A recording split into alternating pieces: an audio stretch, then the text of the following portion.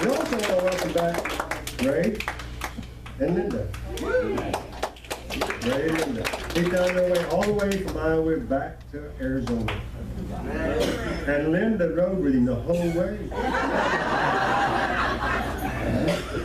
Amen. We're glad you're back. Good to see you, brother. Good to see you. Good to be back. And we, you know, I know that you have plans to be up in Iowa during the winter time, and I'm hoping after one winter you're going to change your mind. It's snowing already, and you didn't bring none of that with you. Good. All right. We don't want any God don't want us to have, but we're praying He don't want us to have any snow. Amen. Which I have seen the snow here. I've seen it snow in Tucson. I've seen it snow pretty good. So it can't happen. I said snow. Yeah, you have to look real fast because it don't last long. All right, here we go.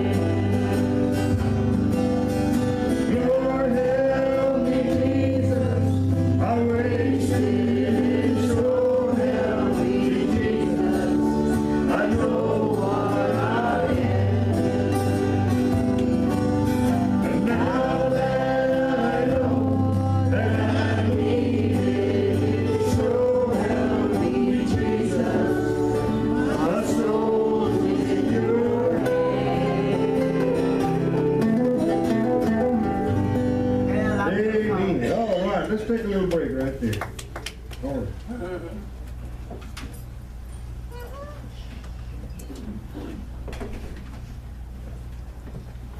How's everybody doing today? Good? You know, I was thinking this morning, we got home, went to the valley yesterday, and we got home. The water on overfield was on both sides of the road, was plumb full, the ditches were plumb full.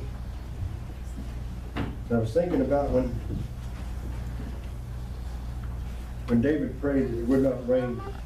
The Bible says it did not rain on the face of the earth for 3 years. I thought, wow, that was a long dry spell. We think we go through dry spells and we're happy to have the rain. And I'd be happy to see Lake Powell and Lake Mead full again.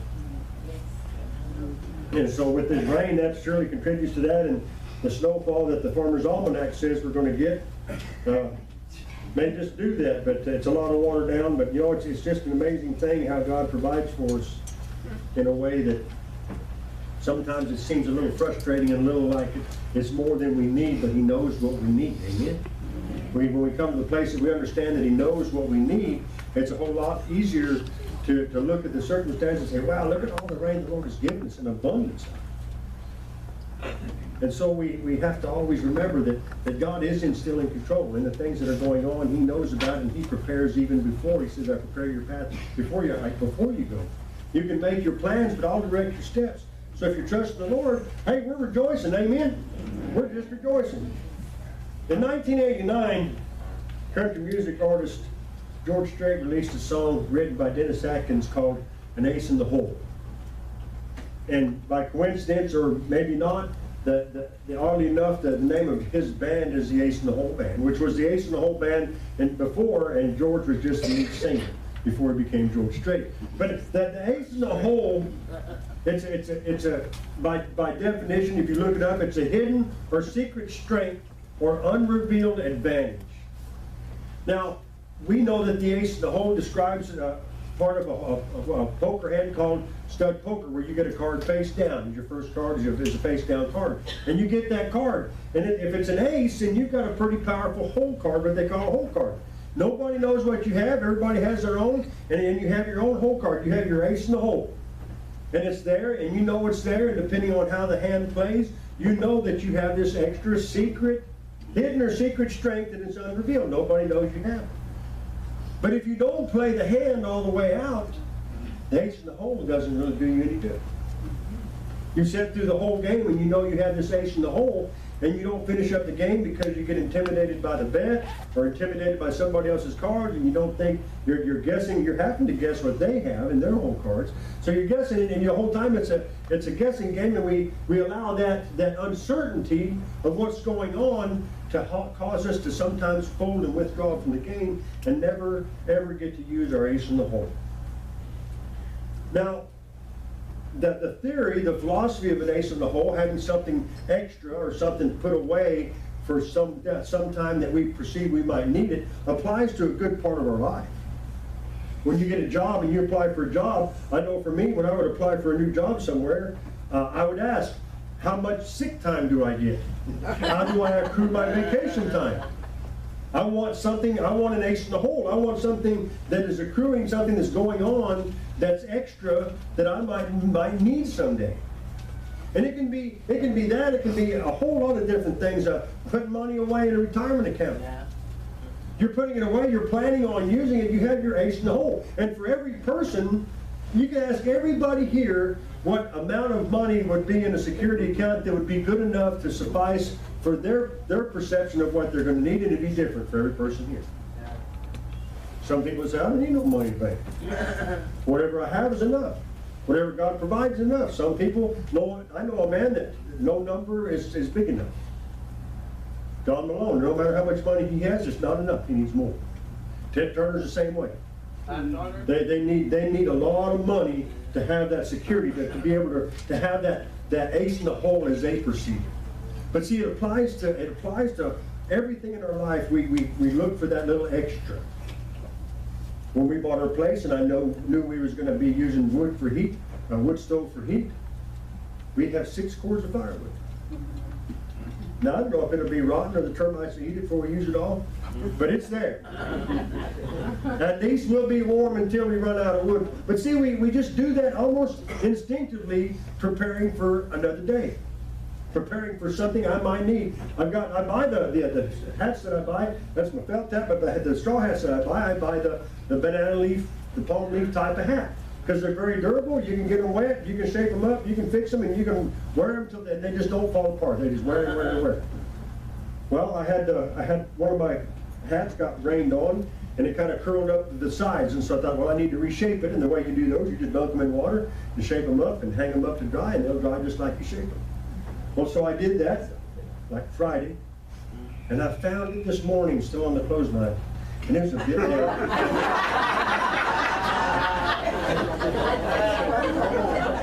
You have to remember what you're doing. But we do that. I have 4 or 5 hats, and I have 6 or 8 pair of boots, and we put stuff away. We have the ace in the hole because we know that we're going to need it. We know the day's going to come that we need that ace in the hole. Just like in the card game. It's going to come to the last card in the game, and I'm going to need that ace in the hole. But see, that same philosophy, that same idea applies. It's so surreal, it applies to our life. It applies to our spiritual life the same. There's an ace in the hole that is available to everyone that will ask. There's an ace in the hole for the things that happen in your life that is good. It works every time. It's there without fail, and it's always available. All we have to do is acknowledge that it's there. Now, when you get dealt your cards, and you get dealt your cards for the card game, if you never turn that card over, the whole card, you don't know what it is. You don't never acknowledge that it's even there or that you have it. And that's the same thing if we go through life and we never accept Jesus. We never acknowledge the fact that He's there, and that He cares, and that He loves you, and that He died on the cross, that you would know that you have a way to get through the troubles of life. And you don't have to be intimidated by the things that happen around you. And you don't have to be afraid that something might happen that you don't have any way to overcome what the circumstances might be. Because you don't acknowledge that there even is an ace in the hole card. Now, some people acknowledge, oh, it's there. But I don't really think it's going to be good enough. See, this is where the enemy tries to deceive us, that Jesus can't take care of every need that you have. That He can't provide for every circumstance in your life. Well, it's there, and I've heard about it. And it sounds pretty good, and it sounds pretty tempting. But I got to put all my trust in it. I'm only gonna. Now think about it. You're playing a stud poker game, and it's down to the last card, and you're tied with two other players, and it's down to the last three players, and you've got your ace card in the hole, and you don't know what they have, and there's a large bet on the table. Wow, what I've put my trust in all my life, all that I've put my trust in now, I'm going to gamble or give all that away, trusting this whole card. See, in order to get the benefit of the whole card, we have to be willing to trust it in every circumstance to the very end, even unto death. We have to believe that everything that happens in our life is orchestrated, and this ace in the hole, the one thing that can pull you out, is always there, and it's always enough. And it always provides. And it always gives all that we need. Now, the word ace originates from the English word meaning the highest rank. Go to Isaiah chapter 45. Isaiah 45, verses 5 and 6. I am the Lord, and there is none else. There is no God beside me. I girded thee, though thou hast not known me, that they may know from the rising of the sun and from the west that there is none besides me. I am the Lord, and there is none else. He's the only one. There's only one God. There's only one Jesus. There's only one way for salvation, and that's through Jesus. There's only one way to go. There's only one ace in the whole card. There's not a deck of 52 with 4 in there. There's only one. And if we don't acknowledge the fact, not only that He exists, but that we're willing to put our trust in Him with every event in our life, then we know that it's there, but we never use it. We never put our trust in it. A lot of people fold up and give up before they ever use the opportunity to let Jesus into their life and begin to show them what all He can do. The things that Jesus can do in your life, the things that He provides, the things that is there just simply if we just call out to Him. If we just reach out and say, you know what, that's right.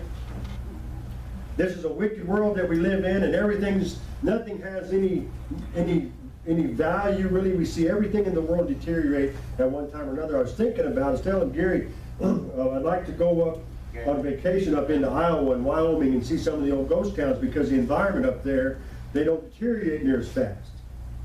Now, I know my brother had a book when he was kids, and he looked up a bunch of them ghost towns, and they had pictures and stuff in there, and then I realized that's been 40 some odd years ago. They may be a bit more deteriorated than they were in my memory. See, things that we don't realize that things are. Des and I are going on vacation at the end of the month. And one of the first stops I wanted to make was over in Cave Creek, a little campground we used to go to when I was in school. I thought, well, I've been there a while, I need to go, and I don't even know if it's still there. It is, I looked it up. But I had to look it up because it's been 40 years. It's been a long time. Everything continues to deteriorate, and it goes away, and nothing stays the same. It's always moving, it's always changing. Starting in January 1, you can call a cab and there's no driver. You can go to Phoenix and the Chandler, and they're putting out 100 of the Waymo cabs starting January 1, and you can call a cab on your phone and you come right to your house and pick you up and take you wherever you tell it to go, and there's nobody in it. They say only 21% of people or even want to try it. But I'm thinking, out of how many million people are in the valley and 21% are willing, they're going to be full. Eventually, you see the change is coming. The Lord shows us the things that are going to happen if we're paying attention. Because that's our hope card. That's our ace in the hole. That's the one that provides everything that we need. He knows what you have need for. He knows what you have need to understand. And He knows what you have need to prepare for. And He always tells you in advance. He always provides and He always takes care.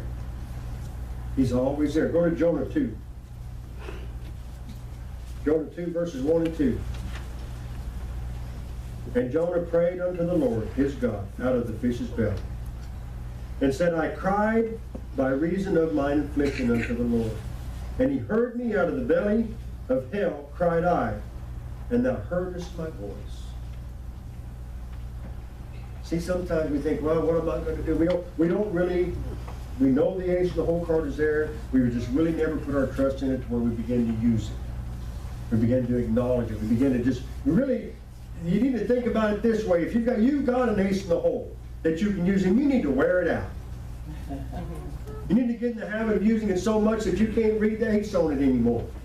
You ever seen a deck of cards somebody's been playing a whole lot, the corners are wore off, and there's a bent one here, and the color's starting to wear off? That's the way your ace in the hole card needs to look. It don't need to look like a brand new card that you know about and you've never used.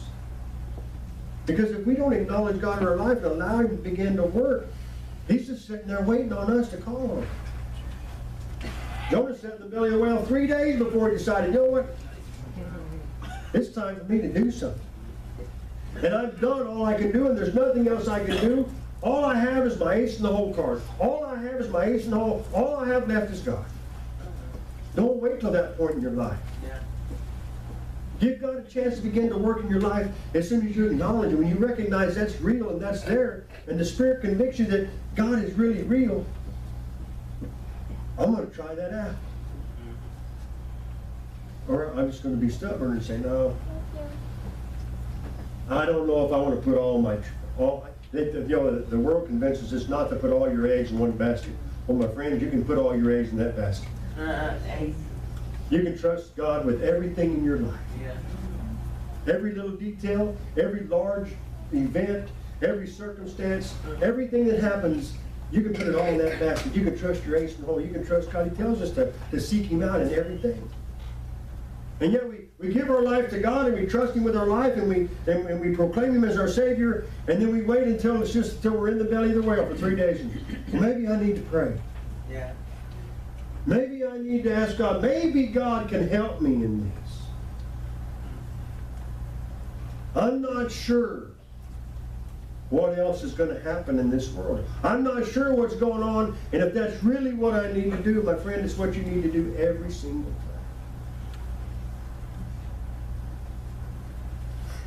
You know, realizing that we have what we have in Jesus is the biggest part of our spiritual life, of our relationship with Jesus Christ, is realizing how big He is, how powerful He is, and how much He wants to lead you through life. How much He wants you to count on Him. How much He wants you to call out to Him. He wants you to call out to Him every time. He's never too busy. He's never too far away. And He's never not listening. But so many times people, Pastor, I just don't know what to do. I thought of myself, I was a pretty big man. I thought I could do a lot on my own.